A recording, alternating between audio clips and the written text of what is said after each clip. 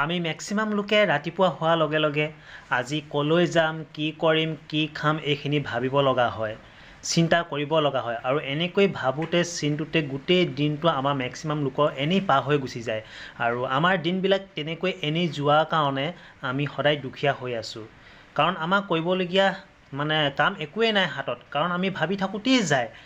কিন্তু এটা কথা মন কৰিব, এইখন পৃথিৱীত যিমান ছাকচেছফুল ব্যক্তি আছে সেইসকল ব্যক্তিয়ে কিন্তু কোনো দিনে ৰাতিপুৱা হোৱাৰ লগে লগে আজি কি কৰিম, কি খাম, ক'লৈ যাম নাভাবে। তেওঁলোকে আগতীয়াকৈয়ে সেইবিলাক ভাবি থয়, সেইবিলাকৰ প্লেনিং কৰি থয়। আজি কি কৰিম, কাইলৈ কি কৰিম, পৰহিলৈ কি কৰিম, এইখিনি প্লেনিং তেওঁলোকে আগতীয়াকৈ কৰি থয়, ৰুটিন বনাই থয়। আৰু সেই ৰুটিনৰ মতে তেওঁলোকে কাম কৰে। সেইকাৰণে তেওঁলোকে কোনো দিন ৰৈ থাকিব নালাগে, সিহঁতৰ ৰুটিন ক্লিয়াৰ থাকে, কোনদিনাখন ক'লৈ যাব, কি কৰিব। সেই গতিকে তেওঁলোকৰ কামবিলাক সদায় হৈ থাকে, আৰু সদায় তেওঁলোকৰ কামবিলাক হৈ থকাৰ কাৰণে সেইসকল ব্যক্তিয়ে জীৱনলৈ যি যি বিচাৰিছে সেয়া ল'ব পাৰিছে। আৰু সেইসকল ব্যক্তিকে আমি ছাকচেছফুল ব্যক্তি বুলি কওঁ। ছাকচেছফুল ব্যক্তিয়ে তেনেকৈ কাম কৰে কাৰণে সদায় ছাকচেছ, আমি তেনেকৈ কাম নকৰাৰ কাৰণে আমি আনছাকচেছ। উপকাৰীক অজগৰে খায়, এই বাক্যশাৰী আমি সকলোৱে শুনিছোঁ। কিন্তু এই বাক্যশাৰী যোনে যি নকওক, কিন্তু মই এটা কথা ক'ব বিচাৰোঁ, মই এই বাক্যশাৰীক সন্মান যদিও কৰিছোঁ, কিন্তু এক প্ৰকাৰে মই সন্মত নহয়। কাৰণ চাওক, আপোনাক কোনোবাই সহায় কৰিছে, আপুনি জানো সেই মানুহজনক লাথ মাৰিব? কেতিয়াও নেমাৰে। আৰু যদি লাথ মাৰে আপুনি কি হয়? সেইটো আপোনাৰ নিজৰ মানসিকতাৰ ওপৰত নিৰ্ভৰ কৰিব।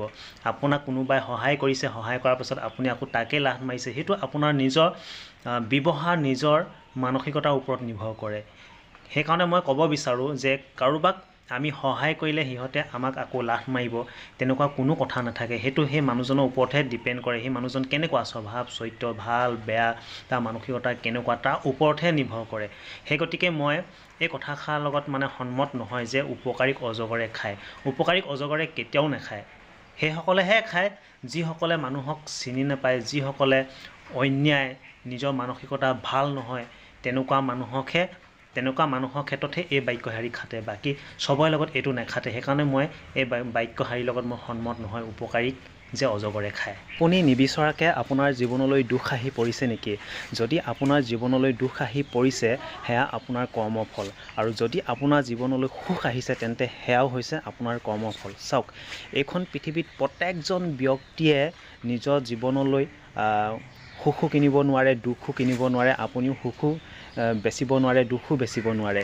মানুহে নিজৰ কৰ্ম অনুসৰিহে দুখ সুখ নিজৰ জীৱনলৈ আনিব পাৰে। যদি আপুনি আজি দুখ পাইছে, তেন্তে আপুনি সেয়া কৰ্মফল পাইছে। আৰু যদি আপুনি আপোনাৰ জীৱনলৈ সুখ আনিব পাৰিছে, তেন্তে সেয়া আপুনি কৰ্মফলে পাইছে। মানুহে নিজৰ কৰ্ম অনুসৰিহে দুখ সুখ এইখন পৃথিৱীত উপভোগ কৰে। ধন্যবাদ।